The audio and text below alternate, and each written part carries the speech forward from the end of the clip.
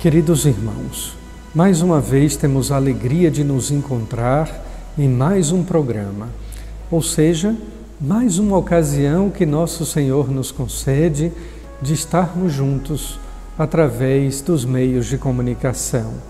Se não podemos estar próximos através da nossa presença física, sobretudo e especialmente nas igrejas, estamos juntos nos meios de comunicação. Que seja este um momento feliz e um momento abençoado.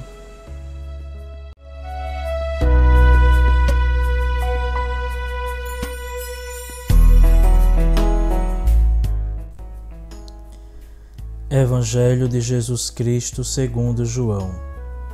Ao anoitecer daquele dia, o primeiro da semana, estando fechadas por medo dos judeus, as portas do lugar onde os discípulos se encontravam, Jesus entrou e, pondo-se no meio deles, disse: A paz esteja convosco. Depois destas palavras, mostrou-lhes as mãos e o lado. Então os discípulos se alegraram por verem o Senhor. Novamente Jesus disse: A paz esteja convosco. Como o Pai me enviou, também eu vos envio. E depois de ter dito isto, soprou sobre eles e disse: Recebei o Espírito Santo. A quem perdoardes os pecados, eles lhes serão perdoados. A quem não os perdoardes, eles lhes serão retidos. Tomé, chamado Dídimo, que era um dos 12, não estava com eles quando Jesus veio. Os outros discípulos contaram-lhe depois: Vimos o Senhor. Mas Tomé disse-lhes: Se eu não vir a marca dos pregos em suas mãos, se eu não puser o dedo nas marcas dos pregos e não puser a mão no seu lado, não acreditarei. 8 dias depois, encontravam-se os discípulos novamente reunidos em casa, e Tomé estava com eles. Estando fechadas as portas, Jesus entrou, pôs-se no meio deles e disse: A paz esteja convosco. Depois disse a Tomé: Põe o teu dedo aqui e olha as minhas mãos. Estende a tua mão e coloca no meu lado. E não sejas incrédulo, mas fiel. Tomé respondeu: Meu Senhor e meu Deus. Jesus lhe disse: Acreditaste porque me viste? Bem-aventurados os que creram sem terem visto.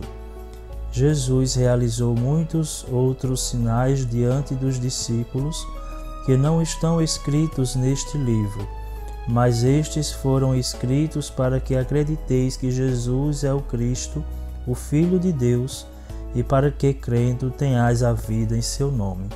Palavra da salvação.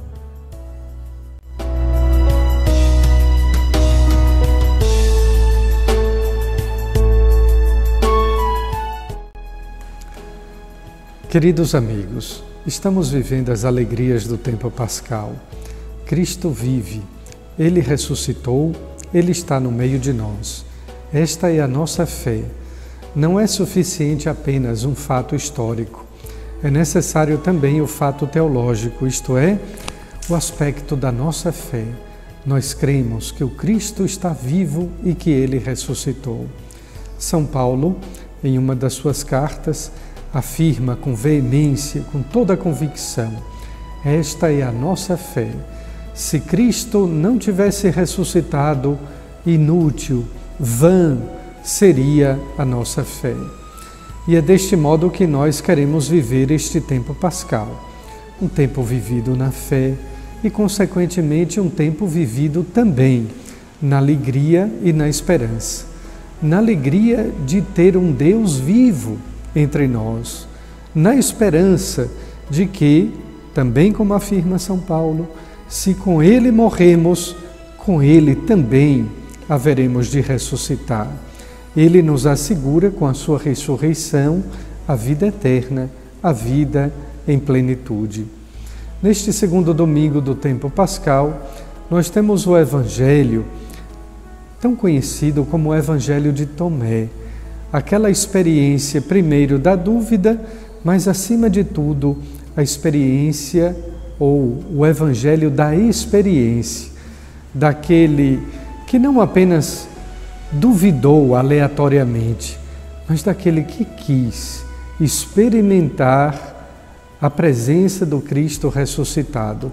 Uma coisa é a dúvida, outra coisa bem diferente é esse desejo de ressurreição, é este desejo de experimentar um Deus vivo na sua vida. E foi exatamente esse o desejo de Tomé. Quis experimentar um Deus vivo na sua vida. Agora, é claro, a sua dúvida atroz foi também cruel. Recordemos que o texto do Evangelho diz que Tomé não estava entre os 11 discípulos quando o Senhor ressuscitado apareceu. De fato, fora da comunidade, fora da igreja, às vezes a gente perde essa oportunidade de experimentar a presença do Deus vivo. Cuidado, a experiência é pessoal, mas ao mesmo tempo também ela é eclesial, isto é, ela passa pela igreja, ela passa pela comunidade apostólica. Tomé faz ainda um pedido a Jesus, o pedido do toque. Há uma canção, um pequeno hino da nossa igreja que diz: basta que me toques, Senhor. Esse toque não é o toque sensitivo no aspecto dos 5 sentidos, sobretudo da perspectiva de tocar com as próprias mãos, mas é a experiência de um toque espiritual, um toque que acontece através da fé e ao mesmo tempo também da razão.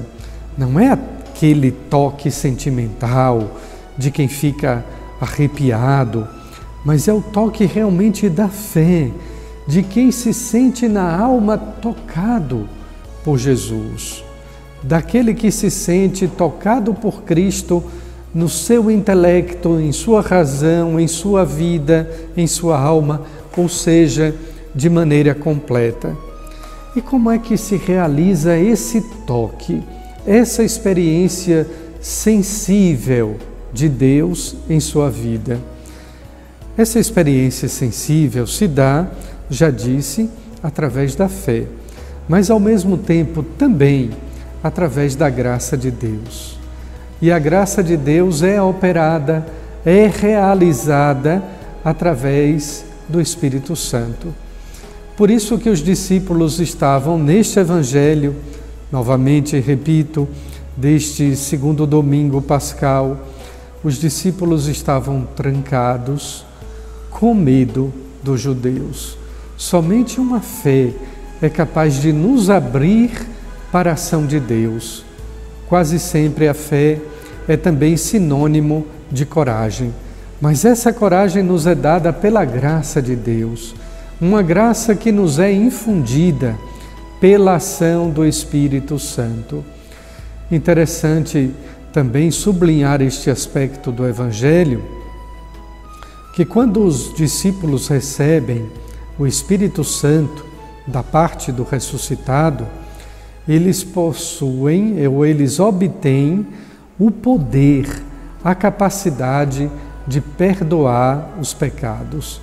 Esta é uma grande ação na vida da igreja, a ação do Espírito Santo. E é por isso que a igreja pode operar, inclusive, o perdão dos pecados. É por isso que a igreja pode ordenar ministros, sacerdotes, para que eles possam, pela ação do Espírito Santo, consagrar as espécies sagradas do pão e do vinho, transformando-as no corpo e no sangue de Jesus Cristo, como também absolvendo, perdoando os pecados. Pela ação do Espírito Santo, as portas da nossa alma, as janelas do nosso coração são abertas e nós somos impulsionados pela coragem da fé a agir mediante o impulso, a ação do Espírito Santo. Nunca esqueçamos disso. É preciso estar na igreja, dentro dela, ser igreja, impulsionado pelo Espírito Santo, para obter esta reconciliação do perdão dos pecados que nosso Senhor Jesus Cristo nos mereceu na sua cruz, através da sua morte e ressurreição, mas também pela ação do Espírito Santo. A consequência disso tudo é a paz. Recordemos também que por 3 vezes neste texto do Evangelho, Jesus deseja-lhes, Jesus concede aos discípulos a paz. Muito interessante ainda que todos nós somos capazes de desejar a paz, de saudar as pessoas com o desejo, com os votos, com os augúrios de paz. Mas somente Deus pode nos dar a paz. Somente Deus pode nos conceder a sua paz. Ficar em paz significa estar com Deus. Estar com Deus, ter Deus, significa ter paz. Muita paz para você. Feliz e abençoada Páscoa. E não se esqueça, nesses tempos difíceis, de medo de doenças, de vírus, confie em Deus. Tenha paz porque você tem fé. Priorize a sua oração, a sua confiança em Deus e deixe de lado as notícias tristes e ruins. É Páscoa. Feliz Páscoa, muita paz para todos.